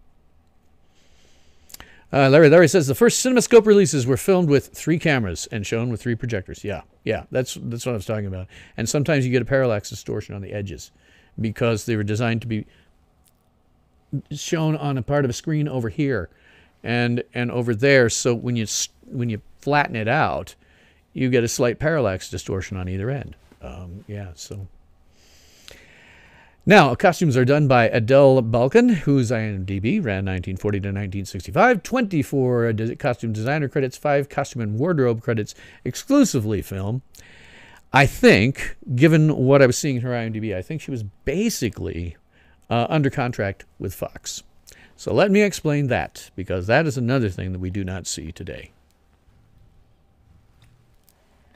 Up until the mid-1970s, late 1970s-ish, there was what we called the studio system. And that meant that if you were an actor or somebody working behind the scenes, they would contract you. You did not work job to job to job from different studios. You went to Paramount for Fox. Let's say you went to Fox. You were contracted to Fox. That meant you worked exclusively for Fox. That meant Fox had decided that they had some pictures that they wanted you to be in. And they didn't just keep you on the bench. They were paying you. So you were on contract with them. So if you did a movie for them, they would say, go do this movie. And they're done, they'd say, go do this movie for us. Go do this movie for us. That was the studio system. People were under contract. In some ways, it was better than what we have today if you're an actor or performer or something like that. Because if you got under contract, that meant you were getting paid. You were going to work. And it's not like today where, the 5 million people auditioned for the same role. These guys came in, they said, this is somebody who's got talent. We're going to use them and contract you. And so I think probably the costumer here was under contract, given what I'm seeing in her IMDb. Larry says later they figure out doing a one wide fill camera and shown on one projector. Yeah, they did. They did figure that out. But some of the early ones, like I say, God, I don't remember it. It may be The Cowboys with John Wayne. It may be that one. I don't remember exactly, but I know I've seen at least one Western that was made with the 3 cameras, and when you flattened that, it gave you a weird parallax distortion on either edge. So, but again, here we have a period of time when it was still the studio system, when people would go and they might audition, and like a leading lady, they might go and say, oh, okay, leading lady person, we can use her here, we can use her over there, we can use her here, we can use her there. Let's put her under contract. And the same thing with behind-the-scenes people to some extent, too. You know, you were on contract, so they'd say, okay, make the costumes for this place, and then when you're done, you go over and work on this other film, and, you know, whatever. So looking at this particular individual, Adele Balkans, I think she probably was under contract to Fox, because there's a lot of Fox stuff around that time. How the West was won, that may be the one that you're talking about, that I'm talking about, yeah, that had this odd parallax distortion on the very edge. You don't notice it if it's shown on the right screen, but when it's translated down to a flat screen, you get this odd parallax distortion on the ends. Her costumes here are very good. Again, we're dealing with people who are rich. You know, Vincent Price says, as I said before, we have more money than we know what to do with. So they're rich. They're really rich. And all the costumes they wear are perfectly upscale and to make total sense given the characters. First time we see Vincent Price, it's in the evening. Here's some things that have changed. Again, go watch my videos on these. I have 2 whole nice Phantom of the Era and Life of the Era playlists that are on my channel. Go look at those for the 1950s, 1958. One of the things that was different is if you were an upscale person, see, what you wore, the clothes you wore, were not quite uniforms. You know, in the late 1800s, the Victorian era, clothes for people, what they did, who they were, the time of day it was, were damned near prescribed. In that era, if you were caught wearing the wrong thing on the wrong time of day, it was something of a scandal. And so it has evolved ever since then. What has been going on ever since the Victorian era is an evolution away from being kind of uniform clothing. You know, having to wear the right thing, the right time, every single time. If you were rich, you had to wear this one thing in the morning, then this other thing in the afternoon, then this other thing in the evening, then you had to change so that you went to have dinner. If you were wearing the wrong thing, it was scandalous. Larry says, John Wayne, Jimmy Stewart, Debbie Reynolds were in it, and Spencer Tracy narrated. Yeah, I'm sure I've seen the film. I don't remember it. My memories are so mixed up. I have watched so many John Wayne movies. It starts to get very mixed up after a while. You can remember certain ones like The Cowboys. I remember that one really well because of the content, but it gets so mixed up after a while. I've seen so many John Wayne movies. There's a guy. There's a guy. God, you could never make John Wayne movies today. Oh, the social justice warriors would kill you. But costumes here, as I say, very good. They were doing upscale people. And again, it was coming out. It has always, since the Victorian era, we have always been moving away from damn near prescribed clothing for people based on who they were, what they did, what time of day it was. And in this particular instance, when we first see Vincent Price, he's wearing a smoking jacket because it's late at night, and that's what a rich person in the 1950s would have worn. It is, you know, today if you were doing it, you know, you'd be wearing pajamas maybe, you know. But back then, that was what was expected of a rich person to wear at that time of day. And so putting it in there made perfect sense. It is one of the things that you have to look at this again, not from 2018. You have to say, why would he be wearing that thing? That's weird. You have to go back in time to 1958 and say, this is, in fact, what a rich person probably would have been wearing at that time of night. A smoking jacket getting ready for bed or something. So it's great. Her costumes here are fine. Now, I don't think anybody at the time would have said anything other than, yeah, okay, that looks like right. But we, looking back from 2018, have to keep in mind that there has been this evolution ever since the Victorian era to being wearing things that are just basically whatever we want to wear. 100 years ago, it was damned near a uniform. You had to wear certain things at a certain time of the day. And it was way worse in the Victorian era. We have been moving away from that for over a century now. But this was still right in the middle of it. So good costumes because of that. Don't say it's a good morning, or I'll shoot you. Yeah. Oh man, I'm a fan of John Wayne's, partly because when the show first started, I was living in beautiful Winterset, Iowa, the birthplace of John Wayne. So got a lot of John Wayne stuffish there, and I'd liked his movies long before then. Anyway, I think John Wayne was a great guy. Wish I could find something that he did that was even marginally science fictional so I could review it. Maybe I'll break out of it sometime and just do a John Wayne movie, because he did a lot of really good ones that today SJWs would never let you make those. You'd be shot. Yep, John Wayne quote from one of the movies. The ones, of course, that I remember and a lot of people remember is, "I'm not going to do it. I'm not going to do it. The hell I'm not." Just slugs a guy. John Wayne has a ton of iconic lines everywhere. So, great actor. And again, movies you would never be able to make today. Okay. Remember I said we had a lot of really good people working behind it in front of the cameras. Here's yet another one. Makeup for this was by Ben Nye.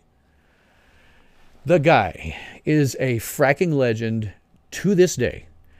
His IMDb was 1936 to 1982 with 429 makeup department credits. That is a new show record for makeup. Not surprisingly, because it's Ben fracking Nye. He did largely film until about 1965, then TV. With a view after that, he became utterly synonymous with makeup in Hollywood. In fact, he started his own line of stage and film makeup that are still used by almost every actor in existence today. If you're going to do even regular stage makeup, there is a damned good chance that it's going to be from Bill Nye's line. Ben Nye's line. It's almost a certainty that any actor who has a makeup kit has Ben Nye makeup sitting in there somewhere. Probably a lot of it. The guy is still a legend. I don't even know what to say about it other than he's a fracking legend. And amazingly, he didn't win any awards. Not even a lifetime achievement. I just went and I said, what the frack? Somebody needs to give him a posthumous lifetime achievement award, because that dude was A, working like mad, and B, fantastically successful, and C, is a legend named today. Ben Nye is a legend that anybody in the theatrical community knows. If for no other reason than they got his name on their makeup. His makeup here is very good. You're still dealing with a reasonably low budget. And that was another thing. You had all these great people, so they knew how to make really good use of their budgets. They knew how to put things in the right place and do the right things with a fairly small budget. Again, this was, what today would be a $4 million film, not a big budget movie. So they knew how to make good use of that budget to extraordinary effect. Over 500 films for Fox. Yeah. Some of the people behind the scenes here are shocking. And as you say, Wayne and stuff too. But Ben Nye did the makeup on this. So he's the guy responsible for the fly's head. He's the guy responsible for the arm. He's the guy who's responsible for, when you get the fly inside and he's saying, help me, and, all that. All Ben Nye. All Ben Nye's work. And again, very, very good.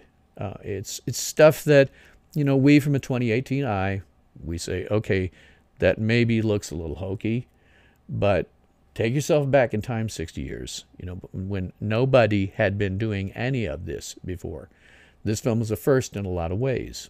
And so when you do that, I still think that it looks okay. In my 2018 eye, who has seen all this stuff as a Fandi master, it still looks like it holds up well for me. Now, looking at it, I can say, all right, well, if we were going to do it today, probably do some CGI, but I would not want to overdo it. Not like the 1987 version of this, which sucked. And in my mind, really, really went completely over the top in the horror way. If we're going to do it today, I would suggest nice CGI. Not over-the-top crazy CGI, but CGI that would be consistent with what's going on in the fracking script. Yeah, Ben Nye did Planet of the Apes in 1968. Yes. Yeah. Fracking legend. He was doing great work before this. He did great work after this. Amazingly, did not win awards. I don't know why. But his makeup here, again, it's Ben Nye. How can you go too bad? Like I say, a lot of things coming together on this film with a lot of very talented people behind and in front of the cameras. And Ben and Nye does have 6 degrees of Star Trek because he did makeup on the 1960s Batman TV series in which the beautiful Yvonne Craig played a Batgirl, and she later played Marta, the Green Orion slave girl, in the original series episode, Whom Gods Destroy. Yep, he done Gone with the Wind. Yeah, Ben Nye, fracking genius. Unsung, apparently. Despite the fact that he is today still a name. Every actor in existence will be putting on makeup at some point in their careers, and probably frequently, that come out of Ben Nye's theatrical makeup. The company still runs today, and his name is all over it because it's Ben fracking Nye. So yeah, as you say, Larry, he'd done a ton of stuff, and he came in here, limited budget, did a great job. So. Now, the reception of this thing. Well, interestingly enough, if you go to Rotten Tomatoes, it has the critics have it as a 95%. The viewers have it only at a 70%. I can only assume that's because after a lifetime of crappy movies, they've been conditioned to be dead inside. I think it should be higher than that. But it did, as I say, very, very well at the box office and spawned 2 immediate sequels. The Return of the Fly in 1959, and then Curse of the Fly in 1965. 1959 was about Philippe getting older and taking on his father's work, and I haven't seen either of those. But I will be reviewing Curse of the Fly in next year, in 2019. And if I'm still around in, say, 2025, I will also do Curse of the Fly. And there were the remakes. This thing was so successful and had such many iconic moments that they thought, they started as Hollywood has for many years now, lost all creativity. They said, let's remake it, only bigger. So they got David Cronenberg to direct it, and The Fly in 1986, said before, from my mind, it's a piece of crap. It's just over-the-top horror for no good reason. The humanity gets sucked out of it, I think. It's just, look, horror stuff. I haven't seen The Fly 2, which was a sequel to that one, which was made in 1989. And amazingly enough, this is one of those ones when I looked at it and went, oh my God. In 2008, let me get a drink so I'm hydrated so I can say this. In 2008, there was an opera of The Fly by Howard Shore that premiered at the Théâtre du Châtelet in Paris. An opera of The Fly. How many times do you see that? Where something gets turned into an opera. Very infrequently. So I saw that and went, wow. This is the sort of impact that movie had because of basically several very iconic moments, 2 really iconic moments. It's become something that people want to copy badly in 1980s and make into an opera. So, I'd sort of be curious to see the opera. I assume that given what it is, it must be in French, so I would have some significant chance of understanding it. But yeah, pretty cool. And then there was the American Film Institute. They nominated this for the 100 Years, 100 Thrills list that they have. They also nominated, but for some reason it's not included. I guess they only have 100 quotes, but they have this 100 Years, 100 Quotes one where they nominated the line, "Help me, help me." I guess they just had so many other nominated lines that they didn't care. But that's certainly, to me, something, that should be. If there's a fanish, somebody keeping track of stuff in the fanish world, that ought to be an iconic line that just stays forever. I mean, right at the beginning of the thing, Marshall walked in and did it. That is how iconic that line is. So, At the end of the show, rather than the review, it's not the end of the show. End of the review, we ask ourselves, is it any good? Larry says Howard Shore was the original leader on Saturday Night Live Band. Oh, I didn't know that. Didn't know that. Okay, that's pretty cool. You know, this thing has a lot of different really good people attached to it. Even the remakes, you know, David Cronenberg, I think, made a crappy movie, but clearly a big name. You know, he knew what he'd done films. I just think he made a bad one. Anyway, at this point, we ask ourselves, is it any good? Well, yeah, damn well it's good. This is a really good film that holds up to the test of time. And if you took the script, it's to me the one that the question you ask yourself, if you took this script as it is, remade it with modern production values, and changed a little of the text so that it looked more modern, and did nothing else with the script, changed no dialogue, changed no settings, did nothing but remake this thing exactly, would it work? Yes, this would still work. This would still be a great movie. So yeah, I think this is a very good movie. This is a very, very good movie. If you're a science fiction fan, you should definitely watch it. If you haven't watched it already, you know, it's not necessarily one that I turn on like every other, you know, it's not like Star Wars. You can throw that at me anytime, 24/7, 365, I'll watch that. But this is definitely one that you can watch repeatedly and still enjoy it. And again, if you're not getting the feels on those particular iconic moments I'm talking about, then you have sadly been conditioned by a lifetime of very crappy movies to be dead inside. So, another thing I want to talk about, talked about it last night, but I'm going to make it a big deal all the way through until it happens. I am doing on New Year's Day, because I learned last week that my regular viewer, SuperGuru63, his brother, was lost everything in Paradise, California during the campfire. I'm going to do a live stream. Supercrew, if you're watching me here or in the archives, please contact me at wrs@wrstone.com, because I want to talk specifically about what can be done about your brother. But, you know, I asked him, you know, is there something we can do?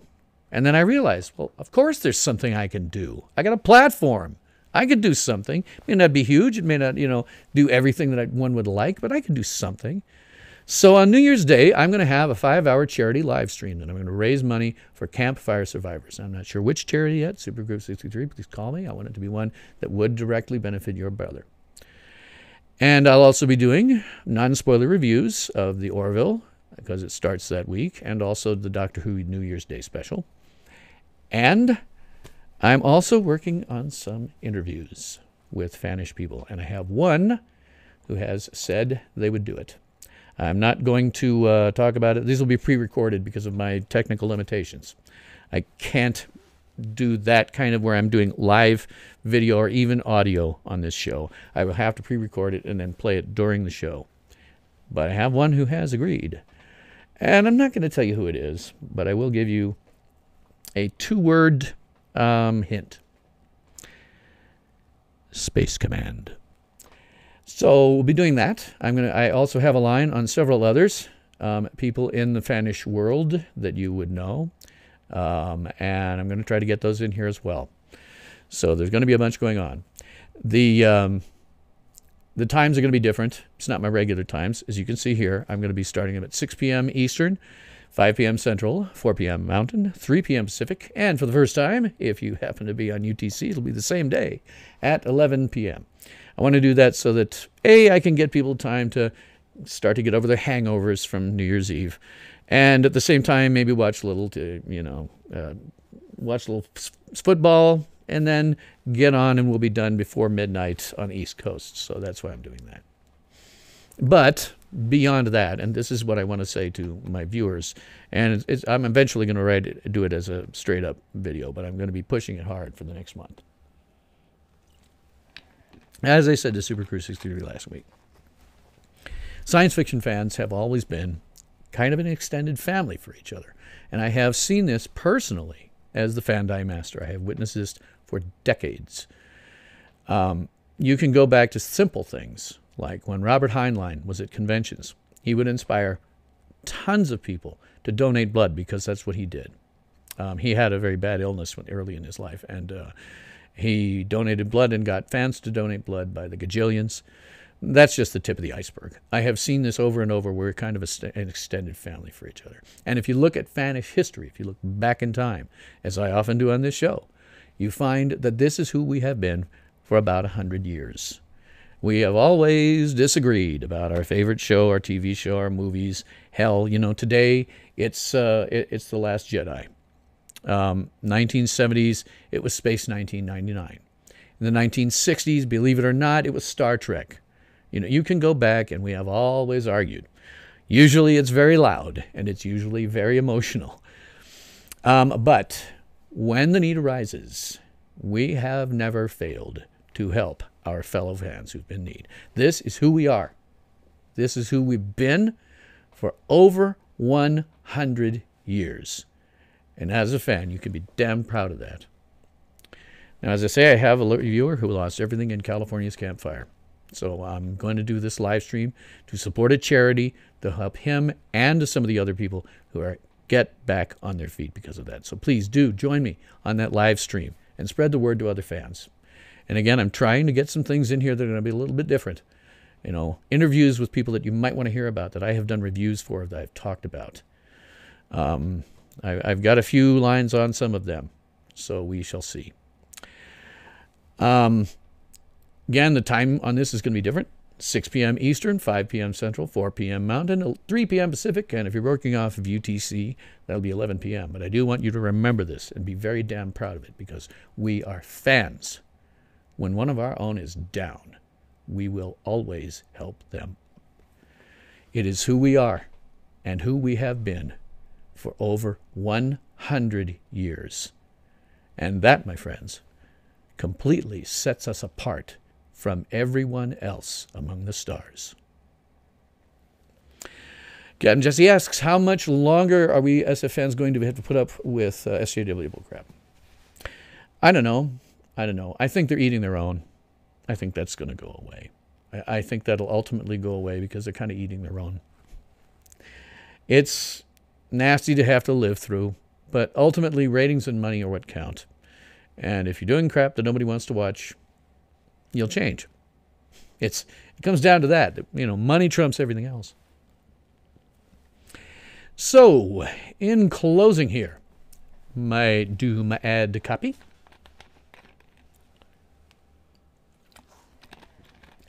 Always in a vain attempt to mimic Ernie Anderson. Sunday on Tales from SYL Ranch. Answering 9 separate distress calls, the doctor and team arrive on the remains of a brutal battlefield on an alien planet with many secrets. A deadly reckoning awaits the doctor and her team once they have the answers. That's Sunday on the Fandi Masters mini-review of the final episode of this season of Doctor Who, The Battle of Rancor Avkolos. Then, next Monday on Tales from SYL Ranch. Once there was a civilization much like ours, but with greater intelligence, greater powers, and a greater capacity for good. In one tragic moment, that world was destroyed. But there was one survivor, because of the wisdom and compassion of Jor-El, because he knew the human race had the capacity for goodness. He sent us his only son. His name is Kal-El. He will call himself Clark Kent, but the world will know him as Superman.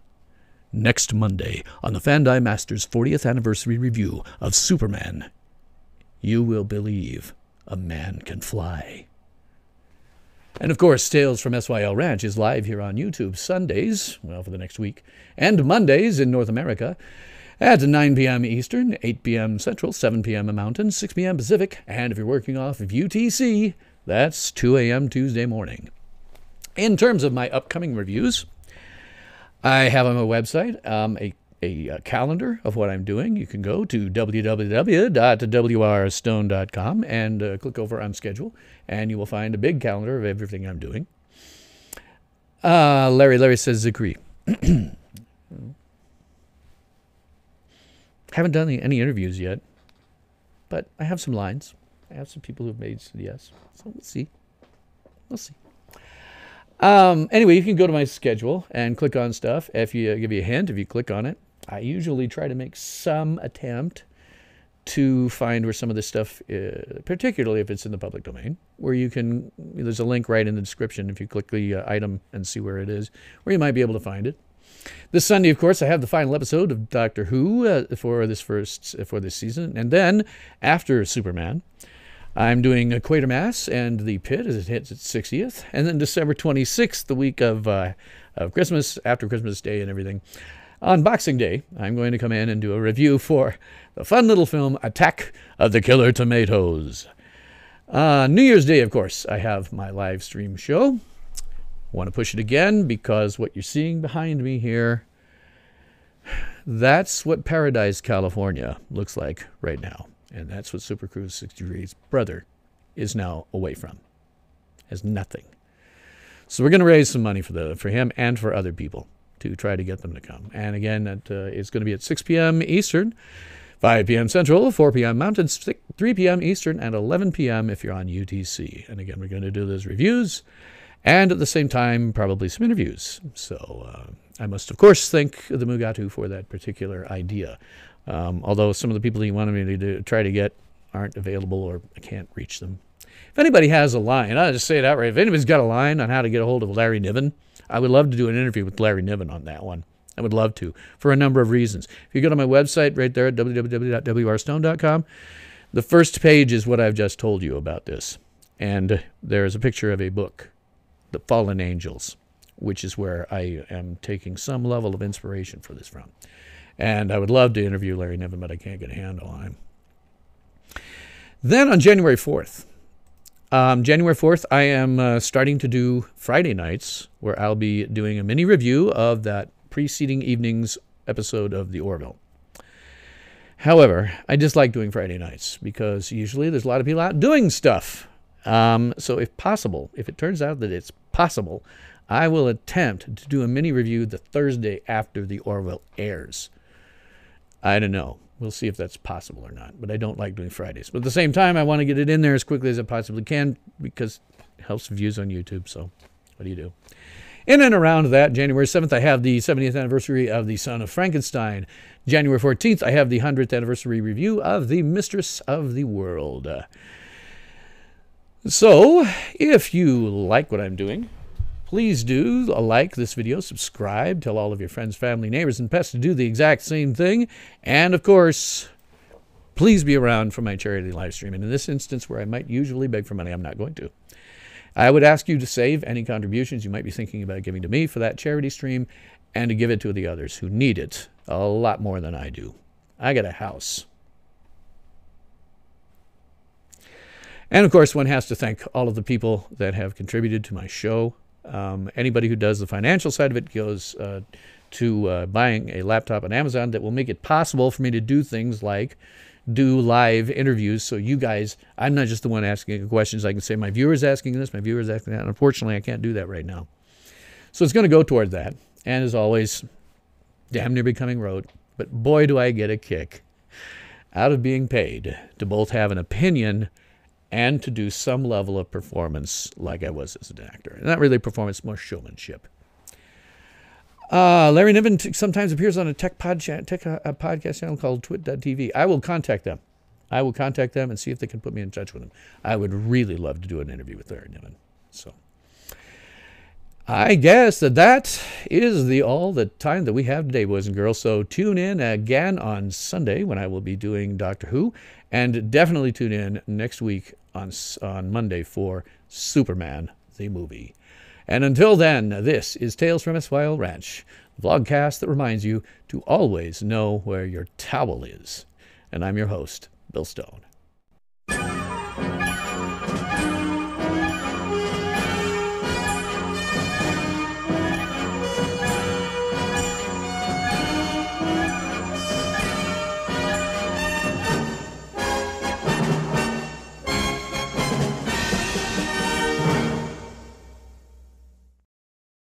Ultimate power in this world has always been one simple thing: the control and manipulation of minds.